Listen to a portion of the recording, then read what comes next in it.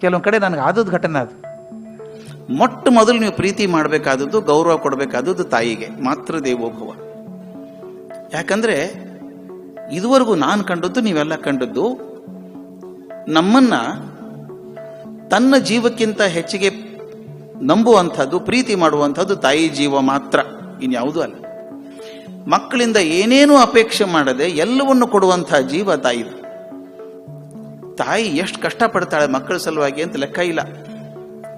ಜನಪದದಲ್ಲಿ ಹೇಳ್ತಾರೆ, ಮಗು ಹುಟ್ಟಿದಾಗ ಮುಷ್ಟಿ ಮುಚ್ಕೊಂಡು ಹುಟ್ಟಿರ್ತಂತೆ.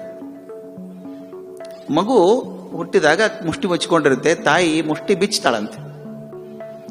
ಅಲ್ಲಿ ಸ್ವಲ್ಪ ಮಣ್ಣಿರುತ್ತೆ ಕೈಯೊಳಗೆ, ತಾಯಿ ತನ್ನ ಸೆರಗಿನಿಂದ ಮಣ್ಣು ಒರೆಸ್ತಾಳಂತೆ. ಕಣ್ಮುಂಚು ಚಿತ್ರ ಬರ್ಬೇಕು ನಿಮಗೆ. ಮಣ್ಣು ಒರೆಸ್ತಾಳಂತೆ. ಲಕ್ಷ ಕೆಲಸ ಮಾಡ್ತಾಳಾಕಿ ಈ ಮನುಷ್ಯನ್ ಮಾಡ್ಬೇಕಾದ್ರೆ, ಆದ್ರೆ ಮೊದಲನೇ ಕೆಲಸ ಕೈ ಮಣ್ಣು ಒರೆಸ್ತಾಳಂತೆ. ಆ ಜಾನಪದ ಕವಿ ಹೇಳ್ತಾನೆ, ತಾಯಿ ಮಣ್ಣು ಒರೆಸ್ತಾಳಲ್ಲ ಹಂಗ ಇದ್ದು ಇದರ ಋಣ ಎಂದೂ ತೀರ್ಸೋಕ್ ಸಾಧ್ಯ ಇಲ್ಲ ಅಂತ. ಅವನ್ ಕಾವ್ಯದಲ್ಲಿ ಹೇಳ್ತಾನೆ, ದೊಡ್ಡವರಾದ್ಮೇಲೆ ನಿಮ್ಮ ಮೈ ಮೇಲಿನ ಚರ್ಮ ತೆಗೆದು ತಾಯಿಗೆ ಕಾಲಿನ ಚಪ್ಪಲಿ ಮಾಡಿದ್ರು ಕೂಡ ಬರೀ ಮಣ್ಣು ಒರೆಸಿದ ಋಣ ಮಗಿಲ್ಲ ಅಂತ, ಉಳಿದದ್ದಂತ ಬಿಟ್ಬಿಡಿ. ಈ ತರದ ತಾಯಿ ಕಲ್ಪನೆ ನಮ್ಮ ಭಾರತದಲ್ಲಿ ಇರುವಂತಹದ್ದು. ಅದಕ್ಕೆ ಮಾತೃ ದೇವೋಭವ. ಒಂದು ಉಪನಿಷತ್ತಲ್ಲಿ ಮಾತು ಬರ್ತದೆ, ನೀವು ತಾಯಿನ ನೋಡದೆ, ಇದು ದೇವರನ್ನ ನೋಡದೆ ಹೋದ್ರೆ ಏನೂ ನಷ್ಟ ಇಲ್ಲ. ದೇವರನ್ನ ನೋಡಕ್ ಆಗಿಲ್ಲ ನಮ್ಗೆಲ್ಲ, ದೇವರನ್ನ ನೋಡಕ್ ಆಗದೆ ಇದ್ರೆ ಏನೂ ನಷ್ಟ ಇಲ್ಲ. ತಾಯಿನ ನೋಡಿದ್ರೆ ದೇವ್ರು ಯಾಕಬೇಕು ನಿನಗೆ? ಎಷ್ಟು ಚಂದದ ಮಾತದು. ತಾಯಿನ ನೋಡಿದವ್ರು ದೇವ್ರು ನೋಡೋದು ಬೇಕಾಗಿಲ್ಲ ಅಂತ. ಇದು ನಮ್ಮ ಪರಂಪರೆ. 5,000 ವರ್ಷ 10,000 ವರ್ಷದಿಂದ ಪರಂಪರೆ ಬಂದಿದೆಯಲ್ಲ, ತಾಯಿನ ಗೌರವಿಸಬೇಕು ಅಂತ ಹೇಳಿ. ಅದಕ್ಕೆ ಮಾತೃದೇವೋಭವ, ಆಮೇಲೆ ಪಿತೃದೇವೋಭವ. ಆಚಾರ್ಯದ ಅವ್ರನ್ನ ಕಂಡೆಮ್ ಮಾಡಿಲ್ಲ, ಅದು ಸೆಕೆಂಡು ಥರ್ಡ್, ಫಸ್ಟ್ ಪ್ರೈಸ್ ಅದೇ. ಆ ಮನುಸ್ಮೃತಿಯಲ್ಲಿ ಆತ ಹೇಳ್ತಾನೆ, 100 ಜನ ಶಿಕ್ಷಕರಕ್ಕಿಂತ ಒಬ್ಬ ಗುರು ಶ್ರೇಷ್ಠ.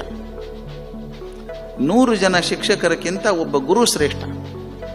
100 ಜನ ಗುರುಗಳಿಗಿಂತ ತಂದೆ ಶ್ರೇಷ್ಠ. ಆದರೆ 1000 ತಂದೆಯರಿಗಿಂತ ತಾಯಿ ಶ್ರೇಷ್ಠ. ಲೆಕ್ಕ ಹೆಂಗಿದೆ ನೋಡ್ರಿ ಅದು. 1000 ತಂದೆಯರಿಗಿಂತ ತಾಯಿ ಶ್ರೇಷ್ಠ ಅಂತ ಮನುಸ್ಮೃತಿ ಹೇಳುವಂತ ಮಾತು.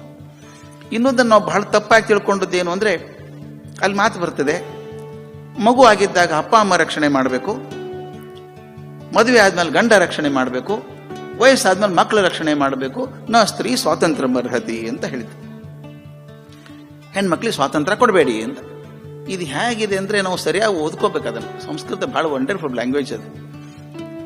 ಒಂದು ಕಾಜಿನ ಲೋಟ ಇದೆ ಅಥವಾ ಕಾಜಿನ ಚೂರ್ ಇದೆ ಮನೇಲಿ, ಅದನ್ನ ಯಾರಾದ್ರೂ ಲಾಕರ್ದಲ್ಲಿ ಇಡ್ತಾರ?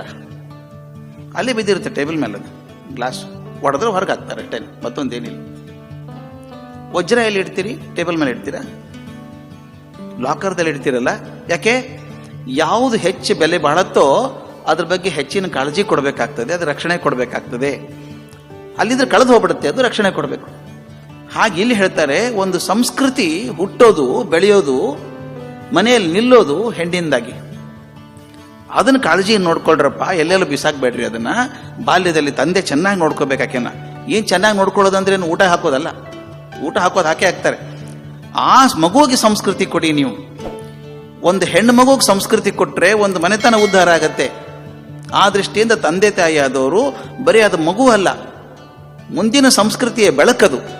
ಆ ಪ್ರೀತಿಯಿಂದ, ವಿಶ್ವಾಸದಿಂದ, ಅಂತಃಕರಣದಿಂದ ಆ ಮಗುಗೆ ಆ ಸಂಸ್ಕೃತಿ ಜ್ಞಾನ ಕೊಟ್ಟು ಬೆಳೆಸ್ರಪ್ಪ ಅಂತ ಮುಂದೆ ಅದು ಗೃಹಿಣಿ ಆಗ್ತದೆ ಅಂತ ಹೇಳ್ಬೇಕು.